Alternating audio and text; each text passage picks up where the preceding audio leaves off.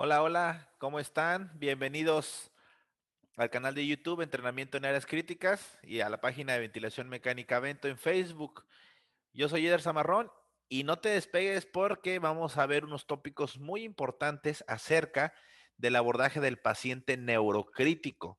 Serán sesiones cortas, muy aterrizadas, tratando de quitar toda la paja posible, cosas útiles para que puedas hacer en tus unidades hospitalarias correspondientes.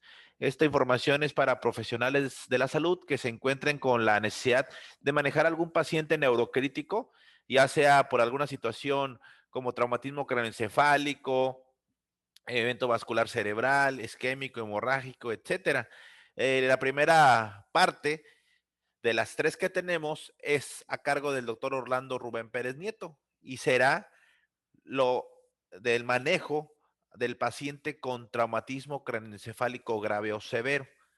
No se lo pierdan porque va a estar muy ordenado en cuanto a su abordaje, de manera escalonada, qué hacer en aquellos pacientes con un traumatismo craneoencefálico severo y que presenten hipertensión intracraneal.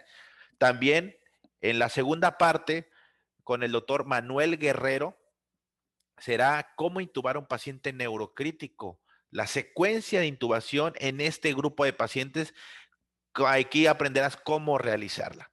También en la última parte veremos las opciones de manejo de monitoreo de paciente neurocrítico con ultrasonido. Ya verán que son herramientas que pueden estar al alcance de muchos de nosotros y las debemos de saber utilizar. Así que recuerden suscribirse al canal de YouTube Entrenamiento en Áreas Críticas, darle like a este video, también poner sus comentarios de dónde nos siguen aquí en el chat que está en vivo o en Facebook en los comentarios también.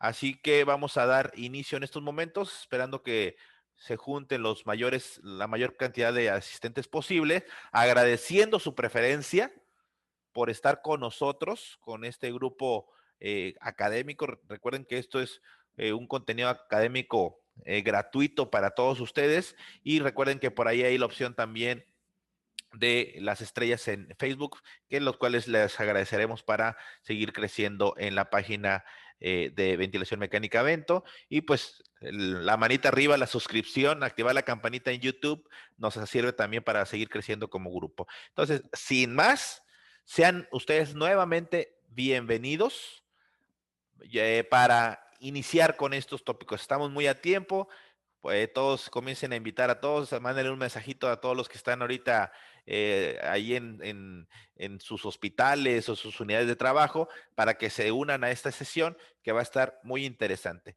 Entonces, sin más, vamos a dar inicio.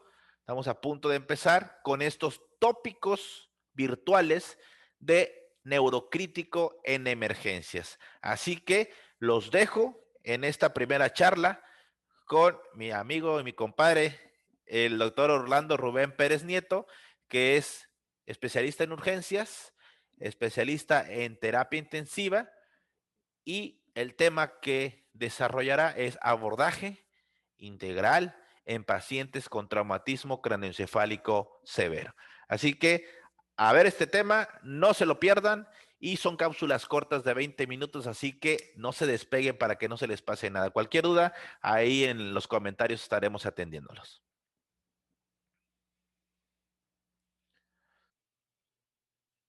Bueno, entonces vamos a comenzar con el día de hoy, cuando seguimos con el módulo de neuro.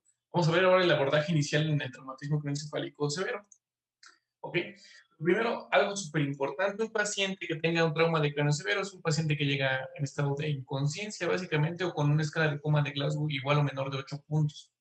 Pero también un paciente se puede volver grave cuando llega con una escala mayor de 8 puntos, a lo mejor con 10 o con 11, o tal vez incluso con 15, pero en el transcurso de su observación, el paciente disminuye más de 2 puntos al ingreso. Algo se está expandiendo en su cerebro para disminuir la escala de coma de Glasgow, tal vez un hematoma epidural, subdural, edema cerebral generalizado, algo le está pasando a ese paciente. Ante un paciente que le sucedan estas dos situaciones, lo que se debe de hacer inmediatamente es asegurar la vía e intubar al paciente. Para eso les va a hablar el doctor Manuel. La mejor forma de intubar a un paciente neurocrítico y pedirle un estudio de imagen de cráneo urgente. Una tomografía de cráneo simple, con eso es suficiente. Bueno, idealmente trasladarlo a un centro de neurotrauma. En México, con cualquier hospital donde haya un neurocirujano disponible, pues, y una terapia intensiva, idealmente es suficiente, ¿ok? Porque si no, el paciente no se le puede salvar la vida si es que llega a requerir una intervención urgente por neurocirujano. Entonces, eso va a empeorar su pronóstico. Ustedes saben que a veces en México hay muchos impedimentos para que eso se lleve a cabo, pero la idea es llevarlo a un lugar donde lo puedan operar si es necesario. Ok. Ahora, ¿qué es lo mínimo que debemos de hacerle un paciente con trauma de cráneo severo? Bueno, las recomendaciones que se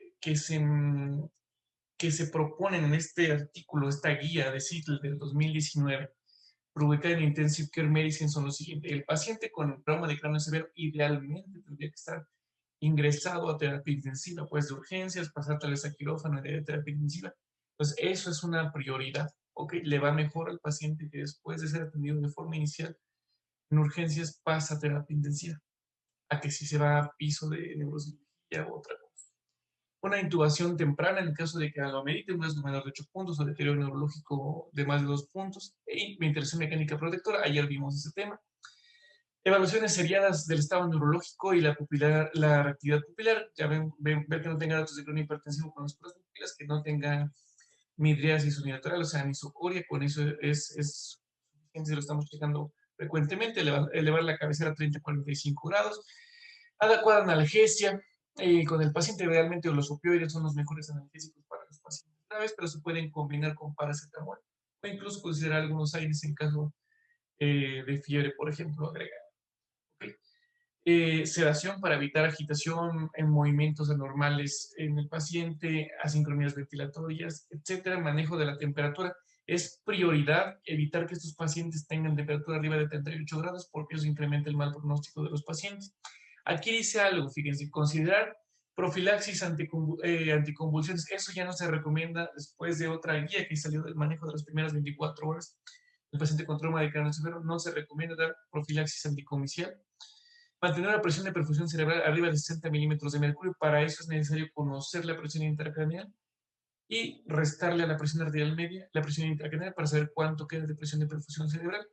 Entonces, idealmente tendría que estar arriba de 60. Un ejemplo, si tienen un paciente que tiene una presión arterial media de 90 milímetros de mercurio y una presión intracraneal de 20, tendrían 90 menos 20, 70 de perfusión cerebral. Es muy buena meta.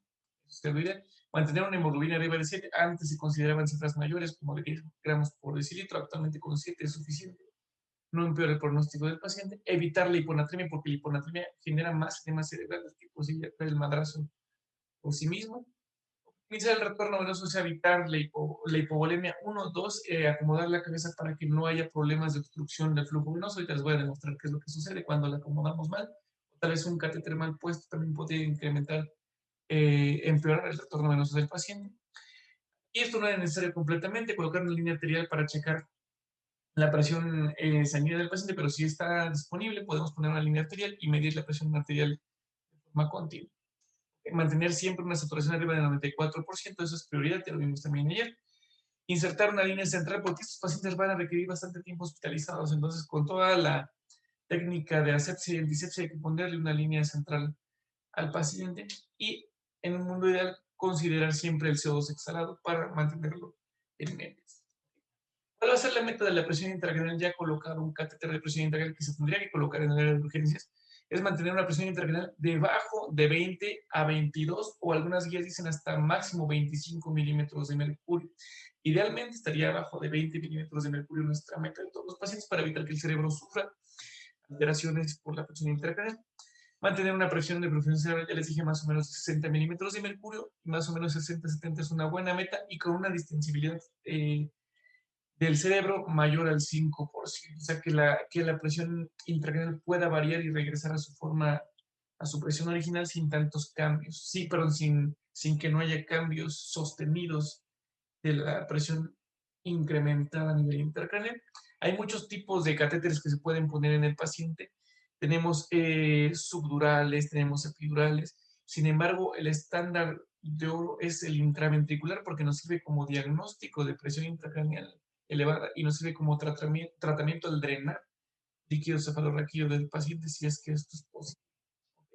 ¿Qué es lo que sucede? Observamos en el paciente sano, es el paciente de la izquierda, este es un dibujo del New England, en el cual la presión intracraneal, observen cómo oscila más o menos alrededor de 10 milímetros de mercurio.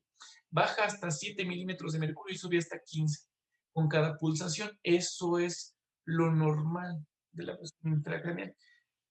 Sin embargo, cuando tenemos un paciente con un trauma y genera, por ejemplo, un hematoma subdural hiperagudo, como el que se observa en el dibujo de la derecha, el paciente puede incrementar la presión intracraneal. Observamos cómo empieza de 7, que es lo normal, más o menos es de 7 a 15.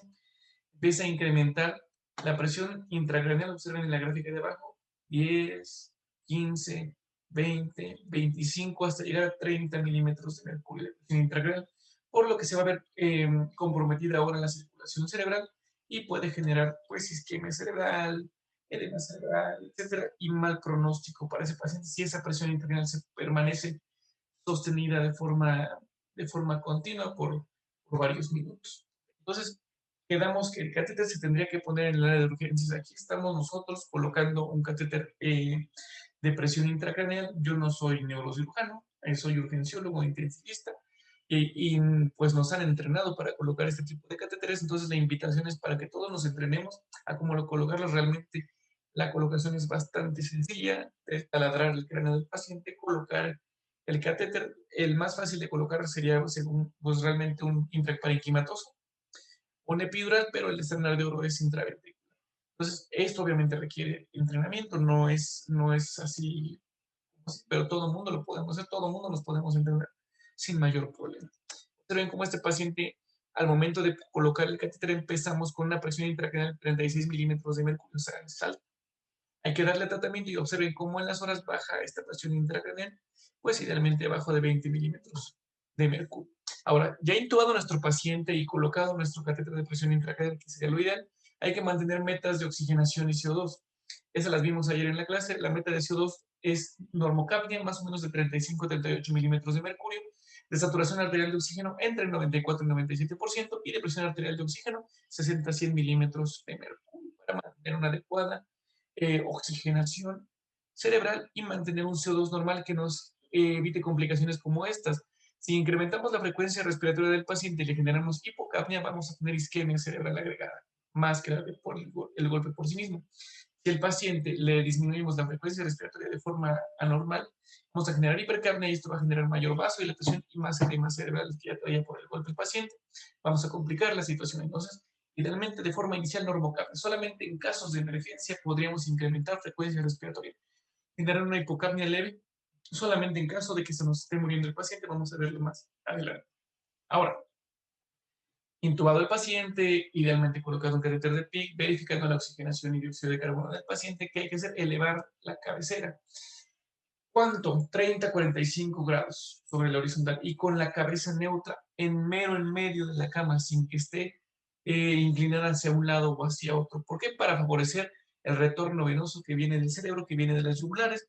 Hay que recordar que 2/3 del retorno venoso viene por la yugular derecha y el otro tercio por la yugular izquierda. Entonces, hay que mantenerlas bien permeables sin ninguna obstrucción, porque esto puede comprometer la vida del paciente.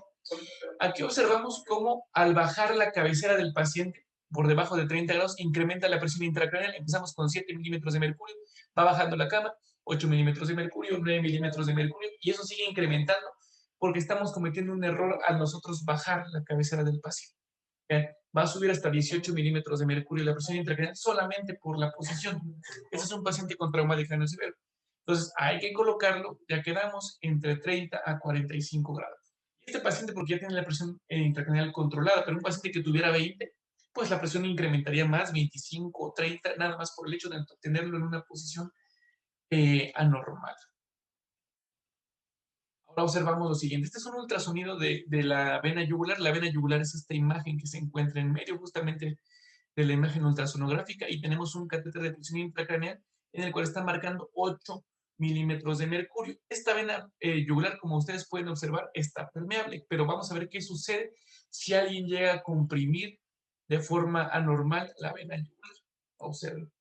Ahí está la vena yugular permeable. 8 milímetros de mercurio, 9 milímetros de presión intracraneal. ¿Y qué pasa si yo comprimo la vena yugular por una mala posición del paciente?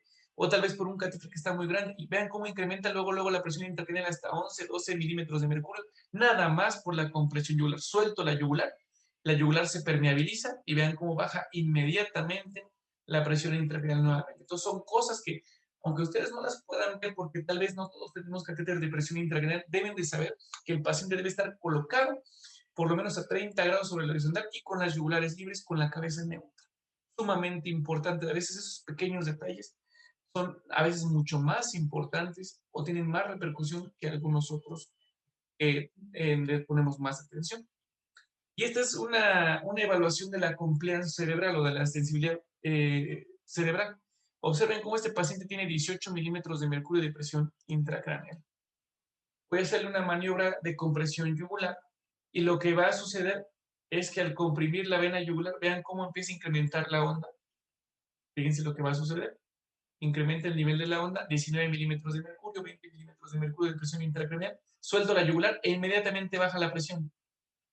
Ese paciente quiere decir que en ese momento tiene una muy buena distensibilidad cerebral.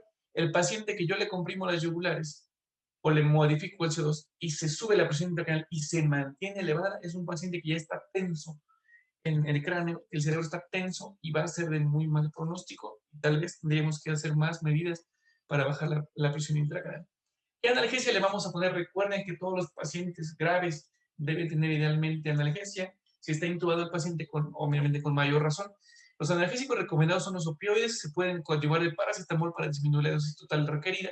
Y si tiene fiebre el paciente, el diclofenaco es una muy buena opción de analgesia y de antipirexia para estos pacientes. ¿Okay? ¿Cuál es el riesgo de los opioides? Generar un poquito de hipotensión arterial y tal vez bradicardia, hay que tomarlo mucho en cuenta. Siempre hay que asegurar normovolemia en estos pacientes. Ojo, no hipervolemia, ni menos normovolemia. No hay que sobrecargar de líquido a los pacientes porque también pueden comprometer el edema cerebral del paciente. ¿Qué más se puede usar ahora? Ya tenemos un paciente que está intubado, tiene analgesia, control del CO2, oxigenación adecuada, posición de la cabeza, cabeza central, yugulares libres, elevación de cabecera, ya dijimos. Y si sigue con datos de cráneo hipertensivo, lo que tengo que hacer es una terapia hiperosmolar. Puedo usar dos cosas, manitol o solución salina, lo que yo quiera, pero de forma hiperosmolar. Esto genera que el paciente pueda extraer agua del cerebro y orinarla. ¿Okay? Esto baja rápidamente la presión intracraneal del paciente. ¿Cómo lo vamos a indicar? Tenemos dos opciones, lo que ustedes quieran, manitol o solución salina hipertónica. El manitol, la dosis es de 0.25 a 1 miligramo por kilo y pueden usar hasta dos dosis. ¿Ok? Nada más quien haya usado manitol se dará cuenta que casi siempre está cristalizado. Entonces hay que calentarlo un poquito para que no tenga cristales y pasarlo al paciente. Pueden usar solución salina hipertónica en bolos o en infusión. Los bolos son más recomendados que la infusión. Pueden usar bolitos de solución salina al 17.7%, que es lo que normalmente tenemos en los hospitales, cloruro de sodio. O pueden generar una infusión al paciente al 3%. Para realizar esta infusión al 3%, lo que necesitan hacer es vaciarle 130 mililitros a un litro de solución salina normal, 0.9%, y llenarla con otros 130 mililitros, pero de puros concentrados de sodio, o sea, de las ampolletas, o sea, 13 ámpulas de cloruro de sodio del 7.7%, se las meten a un litro de solución salina previamente vaciando de 130 mililitros y les queda una solución al 3%. Esta solución se la pueden infundir de 1 a 2 mililitros por kilo por hora con una meta aproximadamente de 155 miliequivalentes por litro de sodio sérico. ¿Ok? Alrededor de eso, idealmente que no lo supere. Y de una osmolaridad que no supere 320, más o menos les va a quedar entre 310 la tonicidad del paciente. Esa va a ser nuestra meta para saber que estamos generando hiperosmolaridad sérica, que está extrayendo agua de lugares donde no queremos, como justamente es el edema cerebral. ¿Okay? Si el paciente sigue sin mejorar la presión intracraneal, sigue con datos de cráneo hipertensivo, sigue en isocórico, sigue con datos de que se puede herniar, pues hay que darle una terapia más avanzada, que es la supresión metabólica, o llamado también un coma inducido, conocido mundialmente como un coma barbitúrico. No necesariamente se requiere un barbitúricos para inducirle un coma a un paciente. A veces se puede hacer con propofol a dosis muy altas, tal vez inclusive con otros sedantes como midazolam, pero el ideal en estos casos es el tiopental, por ejemplo, que es un probarbitúrico. El tiopental, ¿cómo se utiliza? Tenemos dosis de carga y de mantenimiento. De carga es 3 a 6 miligramos por kilo. En bolos se lo pueden pasar. Y de mantenimiento 2 a 4 miligramos por kilo. Realmente se van a llevar muchas ámpulas para un solo día de coma barbitúrico del paciente y el efecto les va a durar 3 días. Entonces hay que tenerlo mucho en cuenta porque hay que suspenderlo antes de lo que nosotros pensamos que vaya a ser su efecto para que no se retarde tanto el despertar del paciente si es que llega a mejorar. No se debe de usar si el paciente no mejora con esto. Si le ponen el medicamento al paciente y el paciente sigue con datos de cráneo hipertensivo o sigue con presión arterial alta y no mejoró nada, hay que suspenderlo y hay que avanzar a otra terapia porque vamos a hacer más daño. ¿Qué daños se asocian al coma barbitúrico? Infecciones, por ejemplo. Pues también hipotensión o bradicardia, entonces depresión miocárdica. Entonces, mucho cuidado con esa situación. ¿Ok? Ahora, creemos que el paciente con trauma de cráneo severo idealmente debería tener un monitoreo de presión intracraneal. Eso sí está demostrado que salva vidas en los pacientes. Si hay un paciente que tiene una indicación urgente de cranectomía, esta cranectomía debe hacerse de forma temprana, antes de los 15 a 60 minutos. ¿Cuáles son las indicaciones urgentes de una cranectomía? Un paciente que tenga secundario un trauma, una lesión con desplazamiento de la línea media cerebral arriba de 0.5 centímetros. O que tenga un hematoma expansivo que mida más de 25 centímetros cúbicos y idealmente que esté pegado casi a la cortical, 1 centímetro de la cortical, idealmente. También se debe de considerar, algunos neurocirujanos pueden considerar en abrir la cabeza a un paciente que tenga una hemorragia temporal extensa o en fosa posterior, porque estos son compartimentos muy pequeños. Poquito incremento de la presión intracraneal en estas zonas puede matar al paciente o puede herniarlo. Entonces, eso ya son consideraciones directamente del neurocirujano para ver si amerita o no una cranectomía ante estas lesiones. Sin embargo, las que sí ameritan una lesión urgente, una cranectomía urgente son desplazamientos de más de 0.5 centímetros o más de 25 cc de hematoma del paciente. O con eso que no se les vaya a pasar. ¿Sale? Ante los pacientes que no tengan una indicación urgente, es un paciente que tenga edema cerebral generalizado, que tenga contusiones hemorrágicas, que tenga otra cosa, que no tenga un desplazamiento evidente o que no tenga un hematoma en un solo sitio acumulado más de 25 cc, puede retardarse la cranectomía descompresiva y darle un montón de manejo farmacológico y de posición analgesia, todo lo demás que ya vimos. Y la cranectomía puede retardarse si es necesaria en algún momento, si el paciente empeora, si el paciente incrementa la presión intracraneal conforme avanza el tiempo porque empieza a ser más edema cerebral o alguna otra complicación agregada, un resangrado, por ejemplo, algo, y el paciente incrementa la presión intracraneal, se puede hacer una cranectomía descompresiva. ¿Cuánto tiempo después? Hasta 72 horas. No hay urgencia. La última guía que acaba de salir refiere que no hay mejoría del pronóstico del paciente si se hace antes. Entonces tampoco hay que apresurarnos con una cranectomía descompresiva ante alguien que no tiene una indicación urgente de la misma. Cuando se hace una cranectomía descompresiva debe ser amplia, amplia para darle espacio suficiente de expandirse al cerebro lesionado, que es lo que sucede, por ejemplo, en esta imagen. Tenemos una cranectomía amplia, sale el cerebro por la hernia transcalvaria, que así se le llama ahora al agujero que quedó del paciente, y si no se hace amplia, corre mucho riesgo de generarse una isquemia en la lesión del cerebro que sale, que protruye a través de la cranectomía. Entonces, siempre debe ser amplia. Se debe de considerar el abordaje directamente por el neurocirujano si considera que sea unilateral o considera que sea bilateral y amplio. Entonces ya el neurocirujano dependerá del grado de la lesión que tenga a nivel de la tomografía para ver cuál es el mejor abordaje para estos pacientes. La guía de Seattle, que es la última que salió en 2019 en Intensive Care Medicine, recomiendan qué no hacer, qué no se debe de hacer, por ejemplo. El manitol en infusión continua no se debe de hacer, que el paciente le hagamos un drenaje, por ejemplo, que no sea directamente de los ventrículos cerebrales, sino le querramos hacer un drenaje de líquido cefalorraquídeo a nivel lumbar, tampoco se recomienda. Darle diurético al paciente no se recomienda, esto da risa cuando alguien todavía indica furosemida entre los pacientes con cráneo hipertensivo, con trauma craneoencefálico. Que no le pongan tampoco esteroides al paciente, eso no se debe hacer, que no se le tiene que poner dexametasona, por ejemplo, a los pacientes. El estudio CRASH demostró incremento en la mortalidad en este grupo de pacientes. Dosis altas de propofol pueden ser deleterias e incrementar la morbilidad del paciente. Entonces, se tiene que poner propofol sí para hacer al paciente, pero dosis muy altas, tal vez más de 4 por kilo por hora en el paciente ya no se recomiendan en estos pacientes, o dosis más altas, cercanas a 250 miligramos por hora no se recomiendan. No bajar, por favor, por amor de Dios, no hacer hipocapnia al paciente, no bajar el CO2 por debajo de 30 milímetros de mercurio. Es súper importante porque va a generar más isquemia cerebral el paciente. Y no buscar un objetivo de presión de perfusión cerebral más de 90 milímetros de mercurio. Con más o menos 60 milímetros de mercurio es suficiente para estos pacientes. Entonces, lo ideal sería no hacer estas cosas. ¿Ok?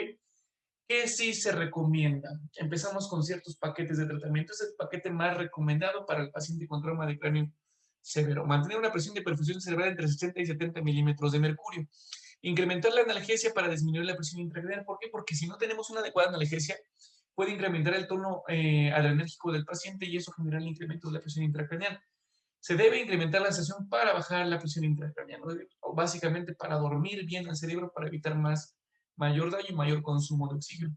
Mantener un CO2, ya quedamos entre 35 y 38 milímetros de mercurio, o sea, un nivel normal hacia abajo. Pueden dar bolos intermitentes de manitol, bolos de solución salina hipertónica, drenaje de líquido cefalorraquídeo directamente por un catéter de presión intracraneal intraventricular. Eh, Pueden colocar tal vez también un catéter intraparenquimatoso.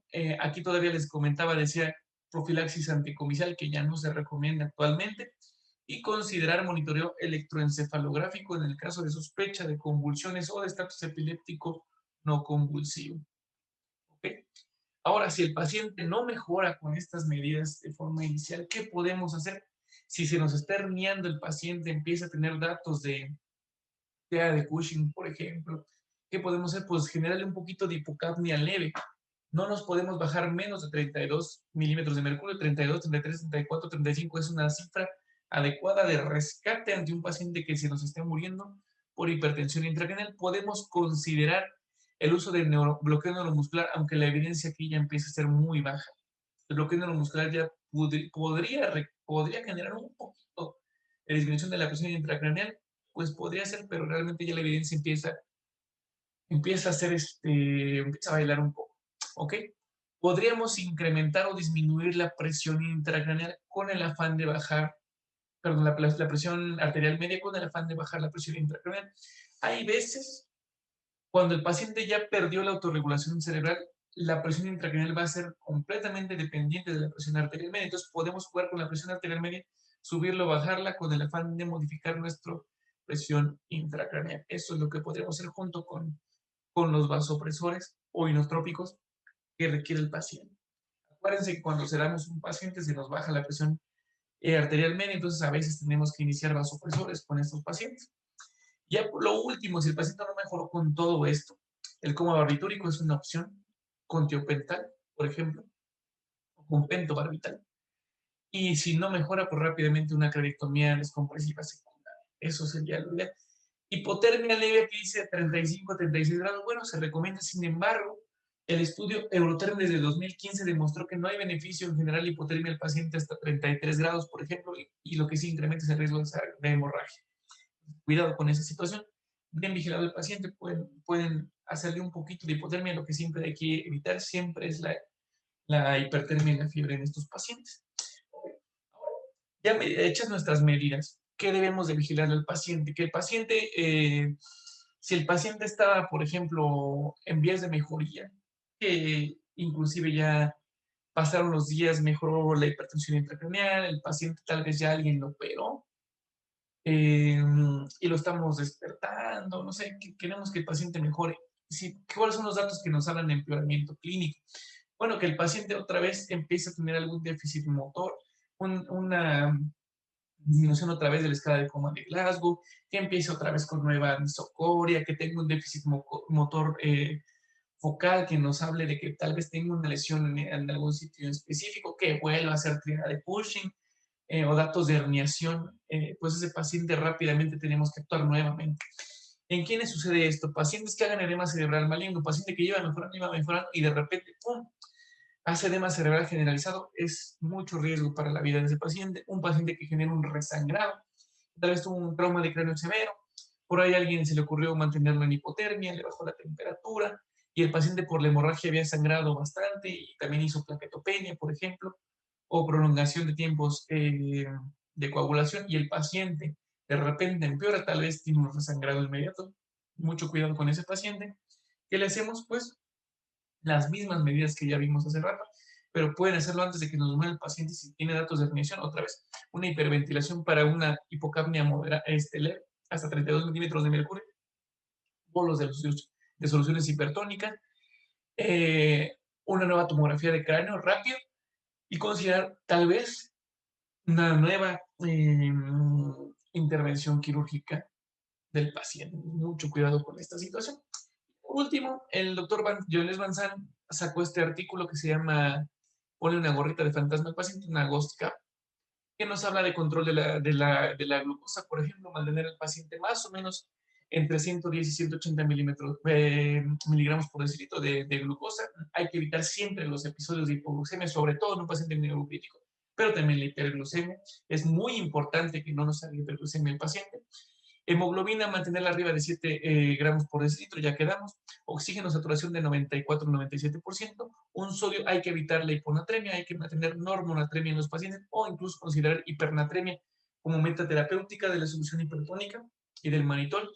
Temperatura, ya quedamos. Normotermia es lo ideal, 35 a 37 grados centígrados, evitar siempre 38 o más. Confort del paciente con analgesia y con una posición adecuada. Opioides idealmente son los que vamos a usar. Mantener una presión arterial media para una presión de perfusión cerebral entre 60 y 70 milímetros de mercurio. Si no tienen cómo medirla, mantengan una presión sistólica arriba de 90 milímetros de mercurio siempre. Y una presión arterial media, pues tal vez tirándole al normal a alta. Y un CO2 quedamos normal de 35 a 38 milímetros de mercurio. En caso de muerte inminente por herniación, tal vez podríamos utilizar un poquito más bajo, hasta 32 milímetros de mercurio. Y estas son imágenes de dos médicos especialistas en urgencias colocando un catéter de presión intracraneal en nuestra unidad de cuidados intensivos para que vean que todo mundo puede hacerlo con un entrenamiento adecuado.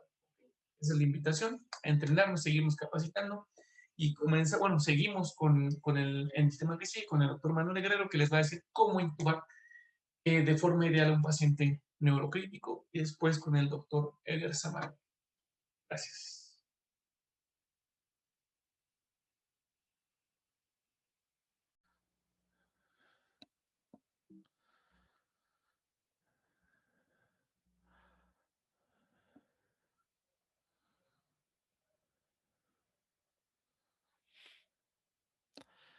Muchas gracias al doctor Orlando, como siempre. Muy ordenado el tratamiento basado en evidencia. Todo esto es importante que se realice para disminuir la mortalidad y la morbilidad en estos pacientes. Es importante salvar la vida, pero también salvar la función en esos grupos de pacientes. Ahora bien, como ya se describió, parte importante es pues medidas adecuadas y sedación adecuada, etcétera. Para eso tenemos que llevarlo de forma adecuada hacia la intubación y la ventilación mecánica. Si no has visto el taller de ventilación mecánica, aquí mismo está en el canal de YouTube, Entrenamiento en Áreas Críticas, también se quedó en la página de Ventilación Mecánica Vento, taller de ventilación mecánica en paciente neurocrítico. Te invitamos a que lo veas, pero hasta que acabe este video, no te despegues en estos momentos porque vamos a continuar ahora con secuencia de inducción rápida en paciente neurocrítico. El doctor Manuel Alberto Guerrero Gutiérrez es anestesiólogo y actualmente con formación en medicina crítica, terapia intensiva, y nos hablará acerca de este importante tema. Ya verás cómo se debe de intubar de forma correcta a este grupo de pacientes. Terminando, no se vayan a despegar porque cerraremos con el último tema de neuromonitoreo ecoguiado. Recuerden suscribirse al canal e invitar a todos sus amigos a que nos sigan, se suscriban, activen la campanita en el canal de YouTube Entrenamiento en Áreas Críticas. Sin más, adelante Manuel Guerrero.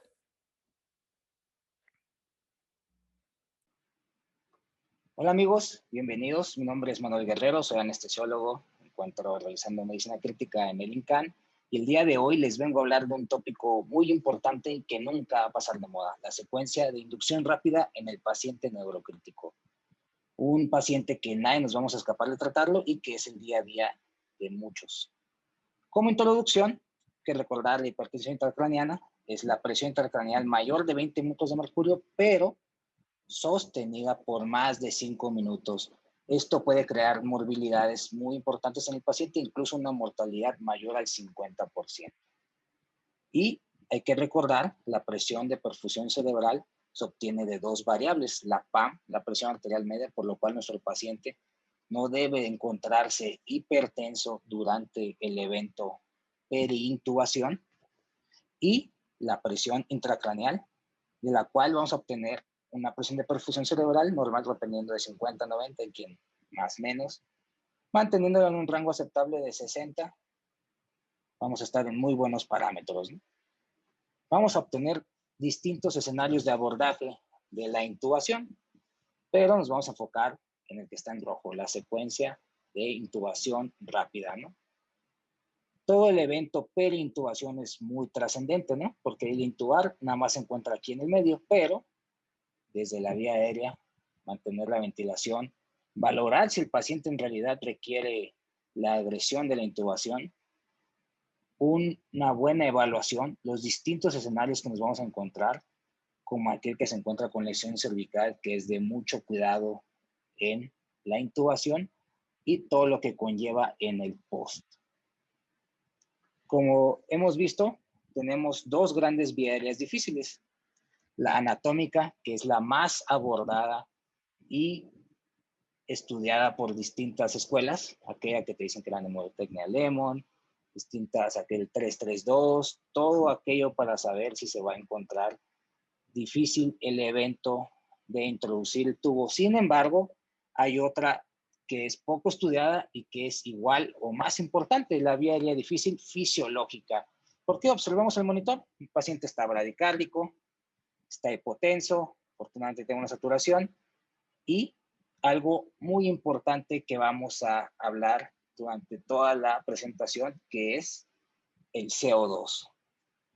Algo trascendente en el paciente neurocrítico. Entonces, no nos va a dar miedo, ya después de esta plática no va a haber nada que temer, ¿no? Los 7 pasos ya soñados por todos, preguntan en todos lados y súper aprendibles.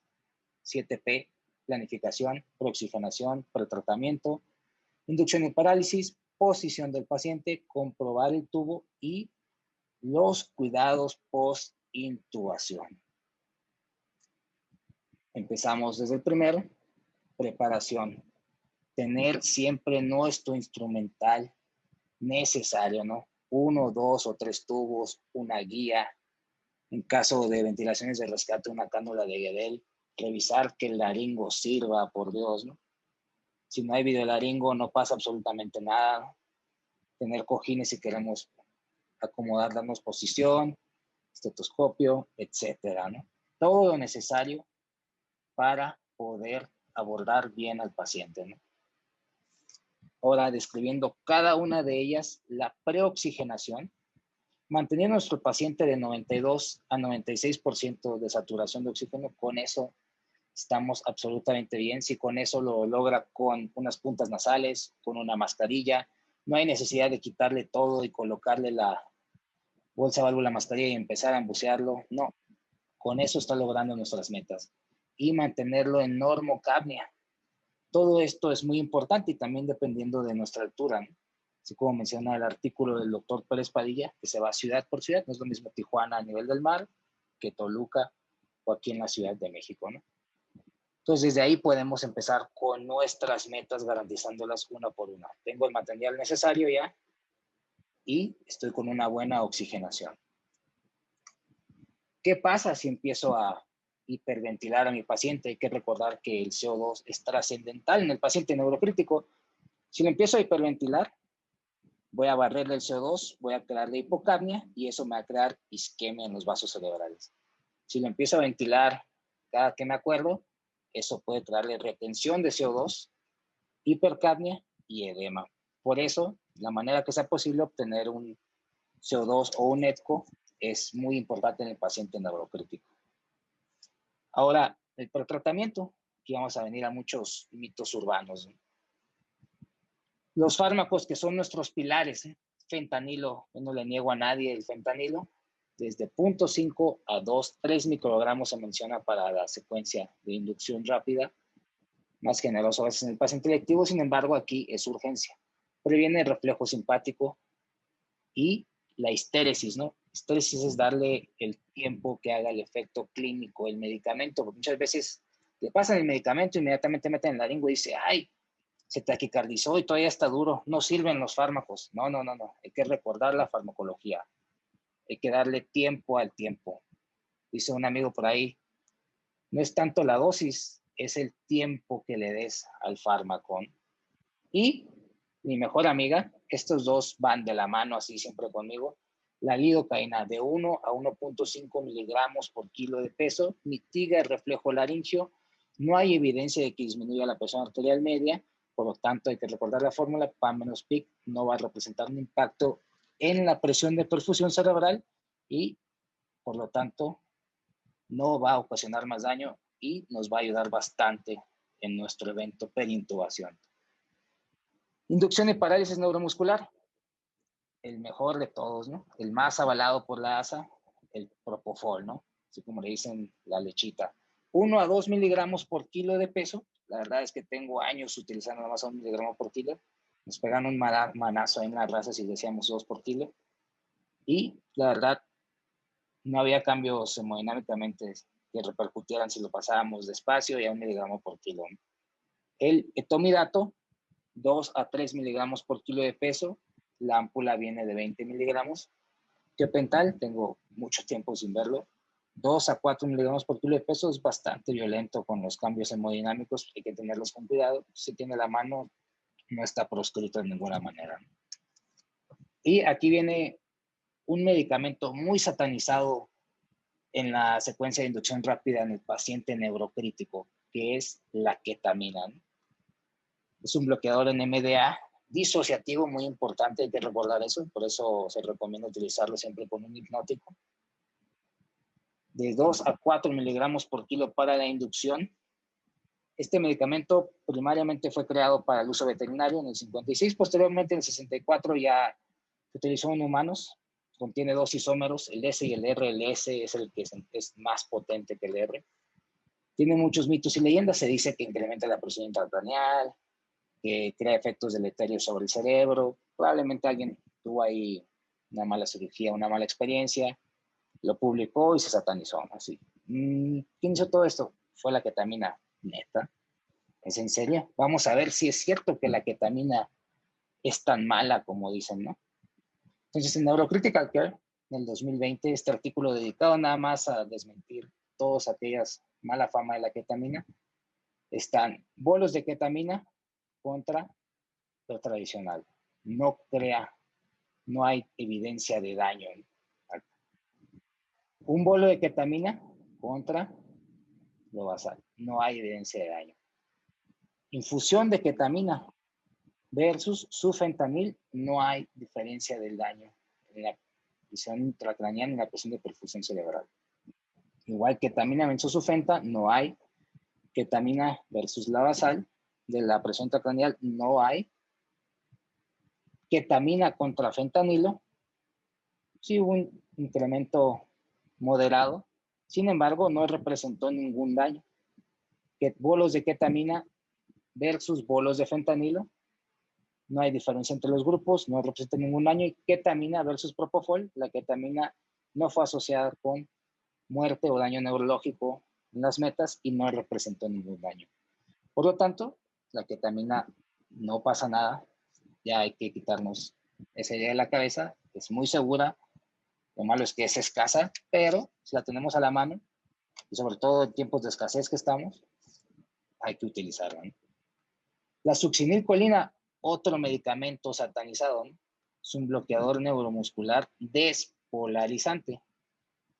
El primer artículo que hablaba de que podría incrementar la presión intracraneal es del maestro James Cottrell. James Cottrell es el padre de la neuroanestesia.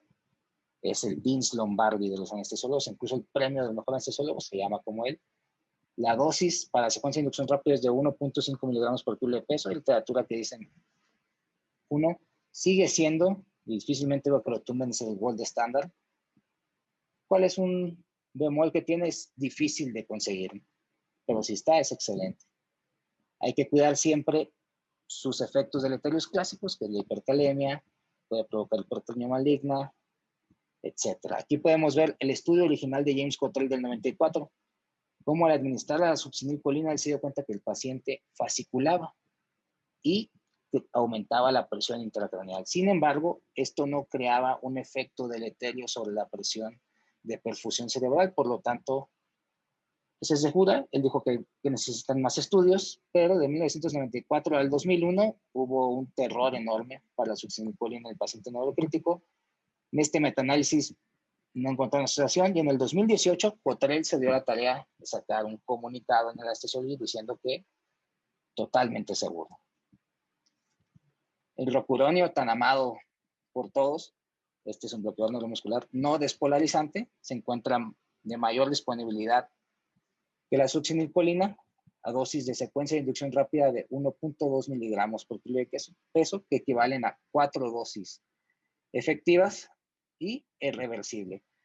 Y sin embargo, cuando se compara esta revisión de Cochrane, succinilcolina versus rocuronio en la secuencia de inducción rápida, en este forest plot se observa que a favor del suxametonio, succinilcolina, pues sí, aquí toca el intervalo de confianza. Sin embargo, en el total es ligeramente mejor la succinilcolina, pero eso no sataniza el rocuronio.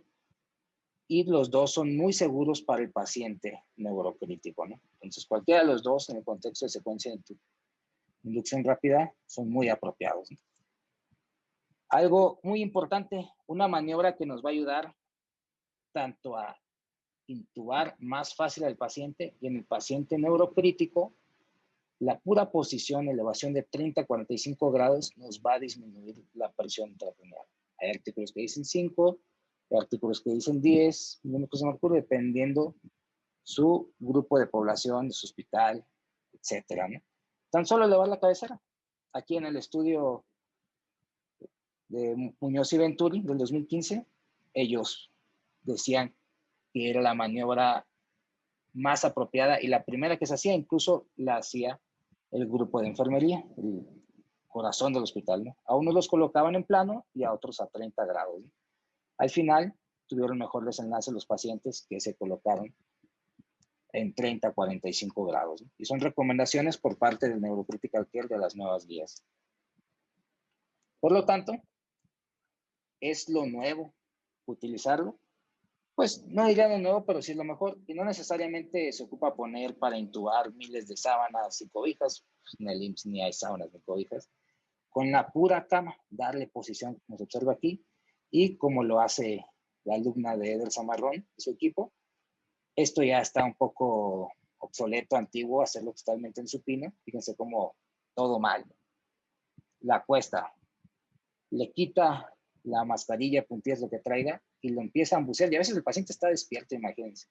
Entonces, esto es lo correcto. Tan así, fíjense, que en cirugías de cráneo despierto, el paciente se encuentra en una posición de 30 a 45 grados y para realizar el abordaje y la cirugía. Esta foto me la otorgó la doctora Gómez, mi maestra de neuroanestesia, todo el tiempo que estuve ahí en la razón. Un saludo. Y el sexto paso, la intubación como tal. El arte de introducirlo, la realidad es de que si hemos hecho todo esto, tenemos un paciente con buenos signos vitales, con una buena posición que nos va a facilitar la introducción del tubo. Probablemente cuando hagamos la laringoscopía se va a observar así. Si tenemos videolaringoscopios, somos fresas, pues ya estamos aquí, pero siempre hay que tener distintas alternativas. Y por favor, el tamaño sí importa, por lo menos en la intubación, ¿no? El tubo más grande, a mí no me van a dejar mentir. Si me está viendo la plática, yo siempre llego y digo, me dicen, ¿qué tubo quiero, doctor? Puede ser más grande que tienes. Así como tal, ¿no? Porque eso sí repercute directamente en la ventilación mecánica, que es un tópico a seguir. Sin embargo, siempre el más grande. A veces mide 1,85 el paciente, le pone un tubo 6,5, casi al pasarse de la cama se está extubando el paciente, ¿no? Y algo trascendental, los cuidados post-intubación, ¿no? Tan fácil como el gold estándar, que es el ECMO. Aparte que es el gold estándar, hay que recordar que en el paciente neurocrítico es muy importante. En el DF el CO2 normal es de 32 a más menos 2, no estamos a nivel del mar, no es 35 a 45. Algo normal, bajo de 35, estamos fuera de metas en la Ciudad de México. Aparte que nos sirve como parámetros de variabilidad hemodinámica o de estabilidad hemodinámica, ¿no? Si empieza a caer, si se cae el CO2, pues el paciente está inestable o está en paro, ¿no? Si se pone una radiografía de tórax, un ultrasonido, se puede observar desde el tubo, una auscultación y sonará burdo. Van a decir, este doctor, ¿cómo cree? Tomen los signos vitales, por favor. La intubación es la mayoría de eventos asociados al paro perintubación. Una mala inducción puede hacer que el paciente caiga en paro y nadie sabe si va a poder salir. Por lo tanto, estén tomando la frecuencia en cuanto lleguen, pasar fármacos, al intubar y antes de irse, si es que llegaron a apoyo, ¿no? Sonará burdo, pero háganlo. No está de más decirlo. Este es un artículo del grupo de trabajo. Salió en el 2019, publicado en la revista colombiana de cuidados intensivos, en la cual tomamos en cuenta distintos escenarios. Entre esos se encuentra el paciente neurocrítico y realizamos las recomendaciones que he descrito a lo largo, ¿no? Fentanilo y lidocaína, siempre son mis mejores amigos. Inducción, la verdad, yo la hago con propofol. Y la parálisis neuromuscular, rocuronio a 1.2. ¿Por qué? Porque es difícil conseguir la succinilcolina. Sin embargo, si hay succinilcolina, adelante, ¿no? Ya vimos que no hay ninguna contraindicación y ya nos quitamos esos mitos urbanos relacionados a la succinilcolina. Entonces, ¿qué me interesa que se lleven a casa? En cuanto lleguen, no nada más es meter el tubo, es todo el evento perintubación, estabilizar y optimizar a mi paciente. Recordar siempre las 7 P's, mantener normo al paciente, normo cárnico, normo tenso, quitarnos los mitos y leyendas, darle su tiempo a los fármacos. La secuencia de intubación rápida siempre da tiempo, ¿no? La posición, muy importante, ya vimos que nos va a ayudar tanto a disminuir la presión intracraneal, nos va a facilitar el hecho de la intubación y la posición nos ayuda con eventos de apnea. Se dice que en el paciente obeso colocarlo en 30 a 45 grados nos regala 60 segundos, ¿no?, de una oxigenación apropiada. Y recordar que el CO2 es muy importante en el paciente neurocrítico. Si nada más hay 2 CO2 en toda el área de urgencias, por lo menos uno pónganse al paciente neurocrítico, ¿no? Y les garantizo que todo esto se hicieron en la cirugía a Raúl Jiménez y es un evento tal cual de lo que es una buena secuencia de inducción rápida. Muchas gracias, espero les haya sido de su agrado y me quedo conectado para preguntas y respuestas. Saludos y muy buen día.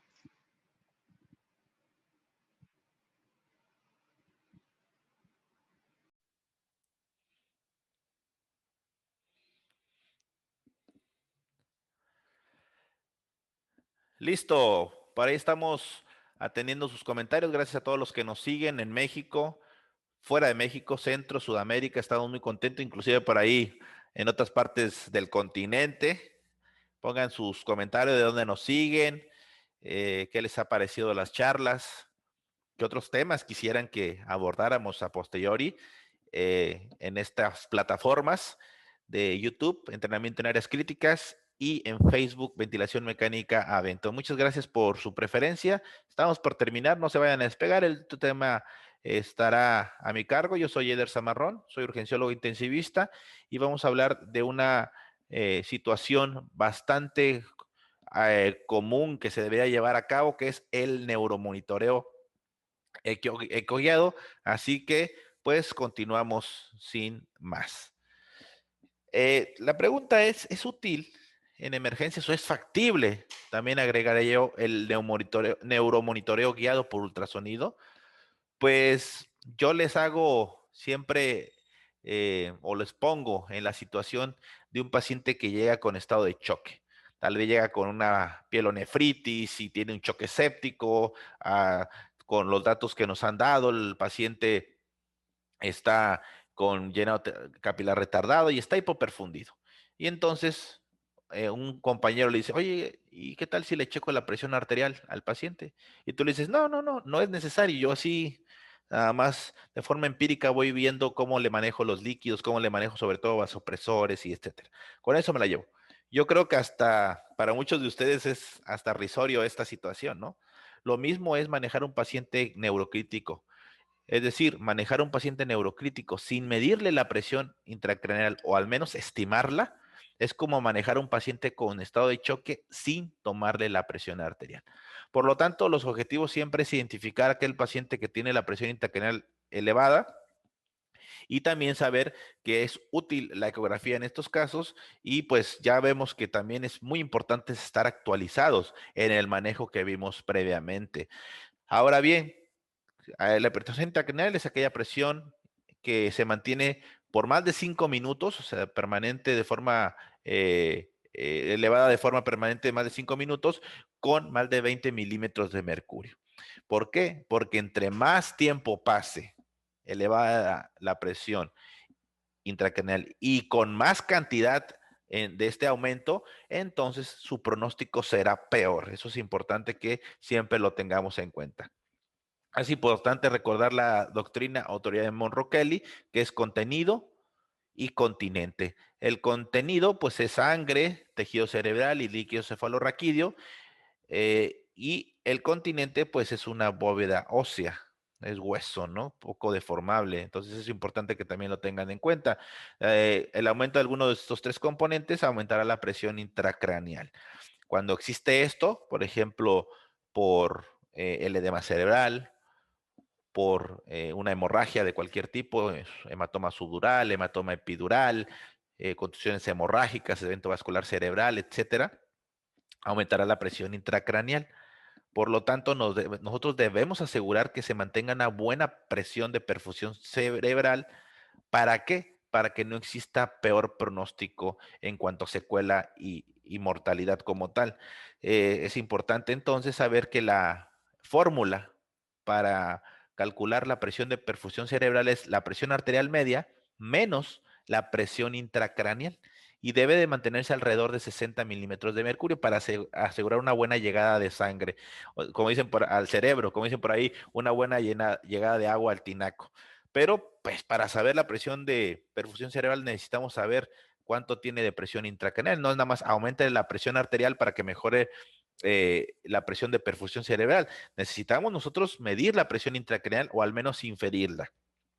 La técnica ideal sería que no fuera invasiva, que se llevara a la cabeza del paciente, que tenga buena sensibilidad y especificidad, que tenga correlación con el estándar de oro, que es el catéter intraventricular o el catéter intracraneal que vimos para medición de la misma, que pueda ser realizada por cualquier profesional de la salud y que sea de bajo costo y que sea reproducible, que sea de fácil acceso. Entonces, todo esto, pues, sería como la técnica ideal, el cual pues no existe al 100%, pero parece que la ultrasonografía Doppler transcraneal o el diámetro de la vaina del nervio óptico, también evaluado por ultrasonido, puede ser a pues cierta perfil de seguridad y sobre todo de baja complicaciones, como lo tiene el estándar de oro, que es el catéter intraventricular, que tiene complicaciones relativamente frecuentes, como son hemorragia, disfunción del catéter,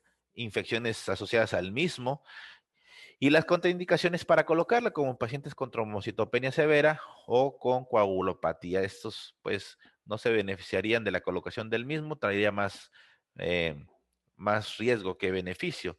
Y también por alguna otra situación que es, muchas de las veces necesitamos de un neurocirujano para que coloque este catéter. Y no es porque no quieran, como dice este meme, oblígame perro, pues a veces porque ellos están en otro paciente, se están operando, están en evaluaciones de otro tipo de pacientes, o no hay en ese turno un neurocirujano y pues no vamos a poder nosotros estar midiendo la presión intracraneal de la forma más correcta, que es con un catéter intraventricular. Ahora bien, para eso tenemos varias herramientas. Una es el diámetro de la vaina del nervio óptico. Recordemos que el nervio óptico, esta estructura que llega al globo ocular, aquí a la retina, tiene un recubrimiento de meninges como tal. Por lo tanto, cuando hay un aumento de la presión intracraneal, repercutirá también en un aumento en el diámetro de estas meninges, de estas membranas. Por lo tanto, aumentará su diámetro como tal.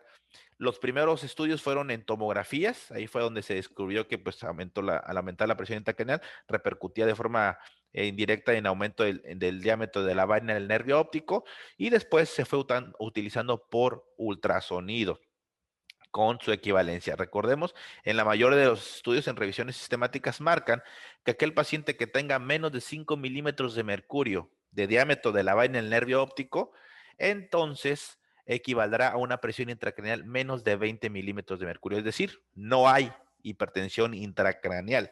¿De acuerdo? Eso es importante que lo veamos. Aquí vemos el globo ocular y aquí vemos cómo se presenta con esa imagen pues prácticamente negra, es decir, anecoica, ¿sale? Una forma de S, el nervio óptico que pues prácticamente desemboca en el globo ocular. Entonces, ¿cuál es la técnica?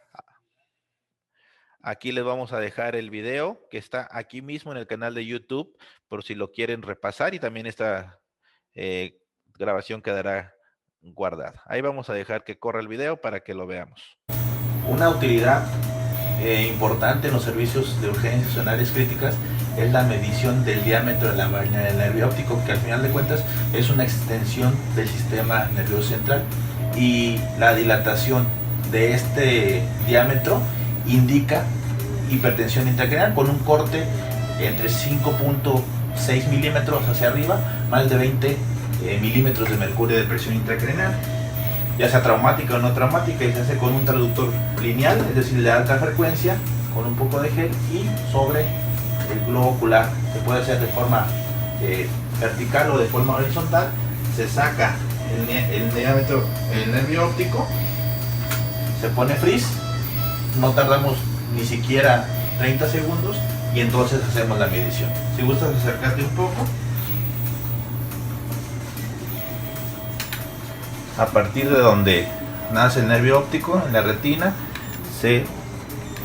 vamos a medir 3 milímetros, ¿sí?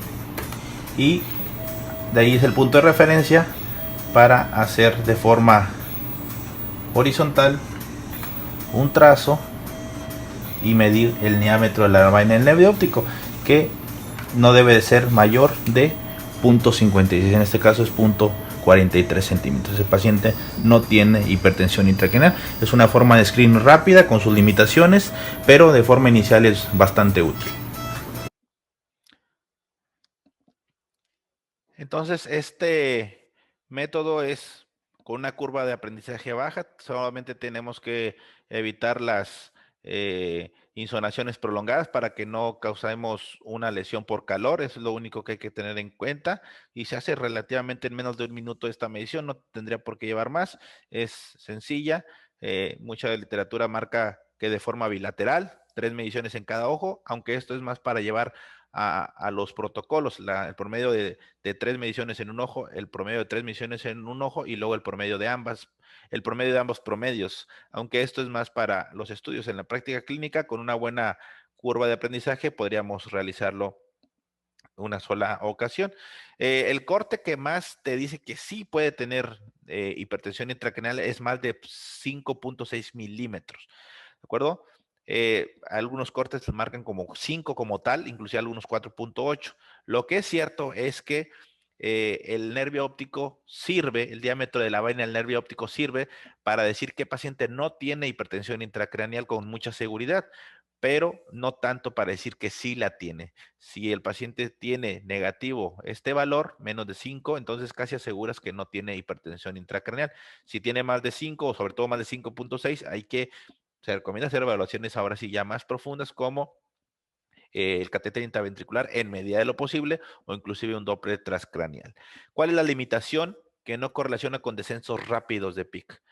Lo que se debe tenerse en cuenta para el seguimiento, o sea, tú puedes decir, sí, tiene hipertensión intracraneal, le manejo todo lo que vimos de la escalera del abordaje de estos pacientes y pues estamos seguros que en 20, 30 minutos el diámetro no va a disminuir. Hay que tener mucho cuidado con esa situación. Entonces, sí es importante hacer un seguimiento con dispositivos más profundos. O inclusive, podemos saber con ciertas limitaciones, todavía no está tan descrito, cuánto de presión intracraneal. Hay diferentes fórmulas, algunas muy difícil de explicar de dónde salen, pero son en base a estimaciones que se hacen por cálculos de pacientes que se les mide el diámetro como tal y se hacen ahí unos cálculos algorítmicos para sacar las fórmulas y podemos hacer entonces con exactitud, entre comillas, cuánto tiene de presión intracraneal. Esta es una adaptación de una diapositiva del doctor Enrique Monares. Aquí vean, el doctor Orlando, él tiene monitor Camino, que es para la presión intracraneal, y vemos cómo en este paciente que le mide un diámetro de la vaina del nervio óptico de 4.8, lo mete a la fórmula 5.69 por 4.8 menos 8.23 y nos da como resultado 19 de presión intracraneal, que es lo que le marca su monitor. Todavía está, veremos, no sirve para lesiones en la fosa temporal, ni en la región temporal, ni en la fosa posterior, así que hay que tener cuidado con estas limitaciones. Otra herramienta es el Doppler transcraneal, solamente que es un poco más de dificultad en cuanto a curva de aprendizaje y en cuanto a técnica, y también a equipo, porque se requiere un software especial para Doppler transcraneal y se requiere un traductor sectorial. Ese es el problema a veces. Hay que insonar arteria cerebral media, anterior o posterior. También se puede hacer con la retiniana, pero con la oftálmica, perdón, pero al final de cuentas, pues necesitas este software y este traductor. Si puedes insonar la arteria cerebral media, es la que más aporta flujo sanguíneo, riego sanguíneo al cerebro, pues puede ser bastante ideal. Entonces, se insona, vean ustedes ahí el cráneo, se insona el polígono de Willis, ¿de acuerdo? Se identifica la arteria cerebral media, con un Doppler color y se lleva a un Doppler pulsado y se hace la fórmula sístole mediastístole entre media y el índice de pulsatilidad debe ser menos de 1.1. Si tienes una pulsatilidad más de 1.1 significa que hay aumento de la presión intracraneal y que está dificultando la llegada o el impulso de sangre hacia el cerebro, así de forma muy burda para explicarlo. También hay escritas ciertas fórmulas en base a este índice de pulsatilidad para inferir también o estimar la presión intracraneal. Aquí está la fórmula escrita, que también te puede servir para decir el número exacto de presión intracraneal. Regularmente menos de 1.1 no hay percepción intracraneal en este contexto de neurocrítico que estamos viendo, y más de 1.1 pues sí lo hay. También en teoría podemos llegar a sacar la presión de perfusión cerebral con esta fórmula que estamos aquí. Presión arterial media por la velocidad diastólica entre la velocidad media más 14. También podría llegar a ser otra opción. Les invito a que revisen los diferentes artículos para que pues puedan llegar a sacar más conclusiones de esto. Entonces, como resumen, tenemos dos herramientas importantes, lo que es el ultrasonido del diámetro de la vaina del nervio óptico y el ultrasonido Doppler transcraneal. Ambas te pueden dar un buen una buena evaluación. Las arterias cerebrales más de 1.1 te indica hipertensión intracraneal, con mucha seguridad más de 5, más de 0.5, más de 0.56 centímetros, bueno, es centímetros, o sea, 5.6, más de 5.6 milímetros, es al final de cuentas también esa situación, ¿de acuerdo? Entonces es importante que lo tengamos en cuenta.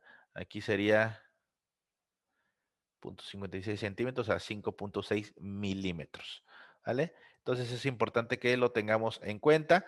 Al final, todo lo que hacemos es para darle un manejo adecuado a nuestro paciente. Hay que evitar hipoxia en este grupo de pacientes, hay que evitar hipotensión, hay que hacer evaluaciones frecuentes, hay que tener un ataque de cráneo para ver evaluaciones o criterios quirúrgicos, que también es importante. Evitar fiebre, hiperglucemia, corregir coagulopatías y no usar glucocorticoides de forma rutinaria. Eso no se deja para situaciones específicas, pero no para el manejo del edema intracraneal. O de la hipertensión intracraneal. Ahora, entonces, como conclusiones, es útil, es reproducible, hay que entrenarse. El diámetro de la vaina del nervio óptico requiere menos curva de aprendizaje. Es un procedimiento no invasivo de carácter cualitativo para PIC, aunque ya lo vimos que también puede ser cuantitativo, ¿sale? Para fines prácticos, ustedes preocúpense. Si tienen más de 0.5 centímetros, igual aquí, más de 0.5 centímetros, ¿de acuerdo? Preocúpense porque su paciente puede llegar a tener, entonces, o sea, más de 5 milímetros, puede llegar a tener hipertensión intracraneal. Hay que tener las limitaciones en su seguimiento porque no baja rápidamente no repercute en su medición cuando baja la presión intracraneal. Entonces eso hay que tenerlo muy, muy en cuenta. Así que esperemos que les haya gustado esta sesión, muy cortas, pero siempre tratando de darles más herramientas para que sus pacientes tengan un mayor beneficio. Así que hasta aquí nos quedamos. Recuerden, antes de salirse,